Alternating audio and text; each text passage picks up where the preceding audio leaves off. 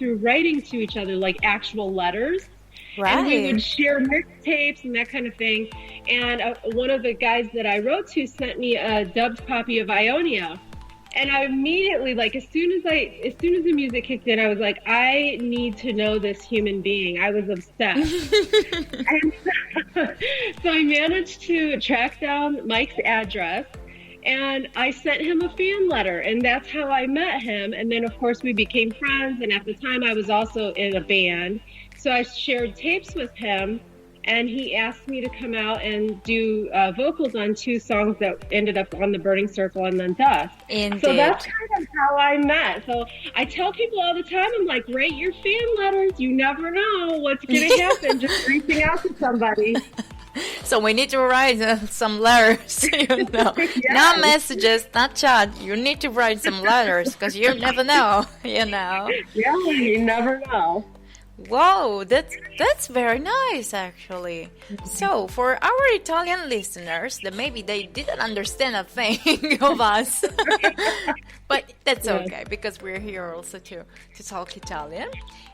Il nome della band intanto hanno un nome curioso, perché appunto LYCIA ovviamente per noi può sembrare un nome molto curioso, però in realtà nasce dal fatto che il fondatore Mike ha avuto, diciamo, ha un degree, un attestato praticamente laureato in geografia, e quindi questo SIA è praticamente un luogo geograficamente esistente, e siccome anche hanno incontrato anche, diciamo, è un mix tra della musica con la quale loro sono venuti a contatto e un luogo geografico, e suonava molto bene questo nome.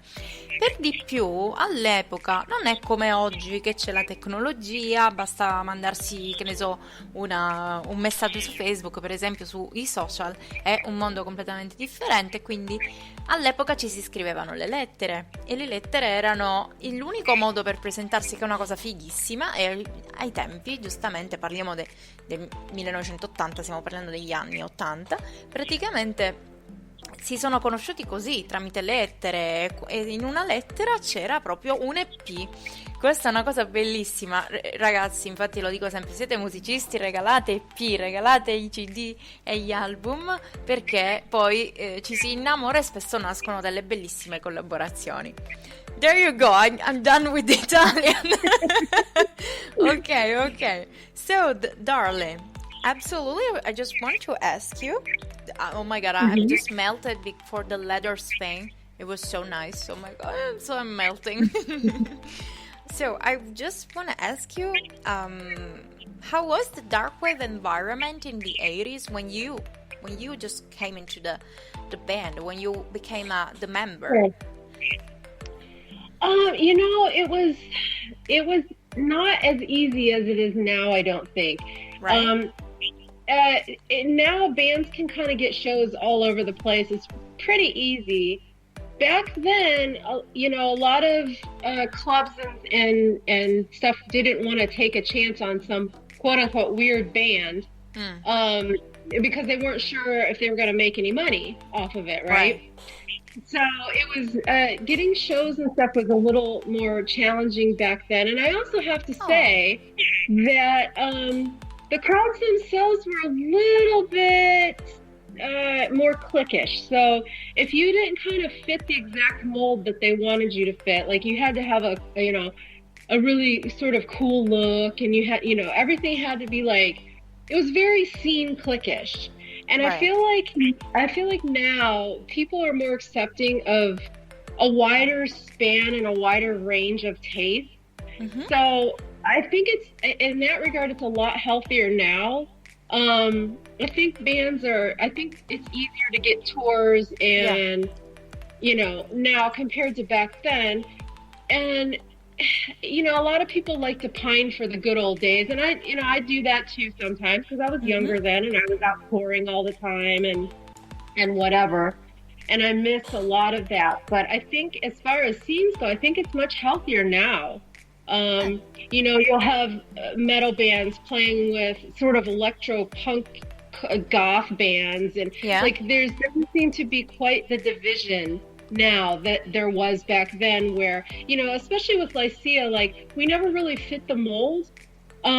We didn't look quote unquote goth. We didn't, but these are the places that we were always put, like on goth nights and goth clubs. And we never really fit quite right because we didn't have that certain look and whatever. And so we had like kind of a hard time back then. Whereas now I feel like it doesn't matter so much. Like, people are more open-minded, I think, in terms of scenes and things like that. So exactly. Yeah. I do believe that. I mean, I'm not in the industry, but every time that I interview some artists, like you, for example, that you were into this, so you understand what does it mean to go through this. So the good thing that you said is good to know that the music industry and the tours are a little bit more healthier, as you said, because I just can imagine, of course, since I'm not a musician. I mean, so Italians, listen to me. So I know, I need to double myself. So, carissimi, noi parlavamo del fatto che negli anni 80 la dark wave, l'ambiente dark wave era un bel po', problematico, perché c'era molta rabbia, c'era davvero tanta competizione tra le band, non c'era completamente sostegno, era raro, oppure era per un periodo di tempo e basta. E c'era molta, non era trovare dei tour, fare dei tour, era davvero difficile, perché dovevi trovare l'aggancio giusto delle persone che non volevano, tra virgolette, sfruttarti, e soprattutto perché la dark wave è un genere molto particolare. È difficile anche trovare, persone che non volessero usufruire di te, persone nella quale, potevano darti anche problemi, molti problemi. Invece oggi, per quanto tuttora si facciano concerti, tour, è completamente cambiata, a detta della nostra Tara, perché è molto più sana la cosa, i tour sono molto più controllati, che non c'è questa rabbia, tutta questa competizione, e la cosa può soltanto giovare a tutti gli artisti. Infatti mi sono stupita anch'io, perché non essendo della industry, come abbiamo detto prima, ovviamente per me era del tutto anche affascinante sapere che cosa devono fare le band all'epoca, negli anni 80, per avere un tour. My darling, let's do a thing. Let's hear some music and we go back to you, alright? Sure. Perfect. See you later.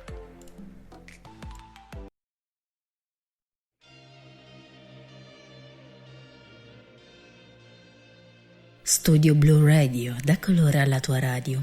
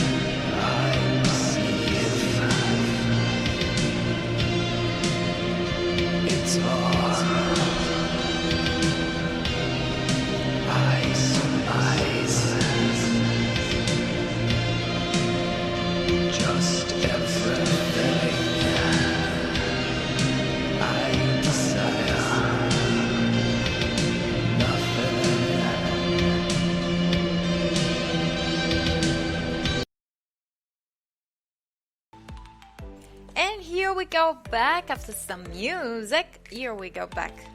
Welcome again on Studio Blue Radio. My name is Roxanne, this is Turn the Words.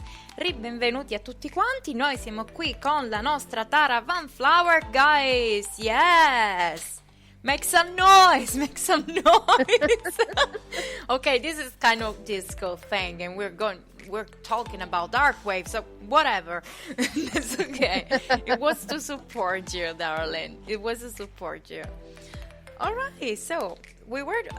I think that we didn't tell is that this LYCIA band has the founders. There are Mike Van Fleet that you had connects, and they helped you to also get into the band. And then we have David Gallus that was at the keyboards. That we say hello, dear David. Dear Dave, yes. And also you, darling. Also, we had the past members that were John Fair and Will Wench. But yes. If I want to talk with you, because you started in kind of, I think around 1993. Am I right? Yes. Perfect. Yes. Oh, it's my age. It's my year. Yes. There you go. And after that, this band was super, like, whoa, it was amazing.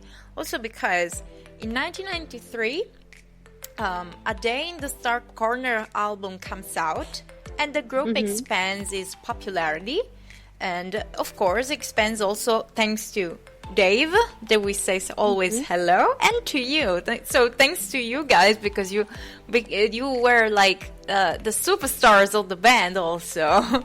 And in 1995 it comes out a double CD that is The Burning Circle and the Dust. There is the album that you mentioned it before.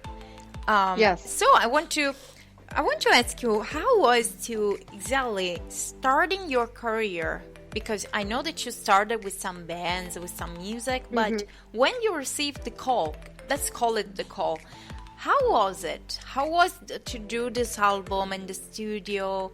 What was the air inside of it? Per gli italiani noi sappiamo che per gli italiani noi sappiamo che nel 93 è uscito A Day in the Star Corner, che è l'album che ha fatto poi espandere i LYCIA, e poi sono entrati i David Gallus e Tara Van Flower, e nel 95 è uscito The Burning Circle and the Dust, che è stato l'album che proprio li ha fatti un po' fatti ascoltare parecchio.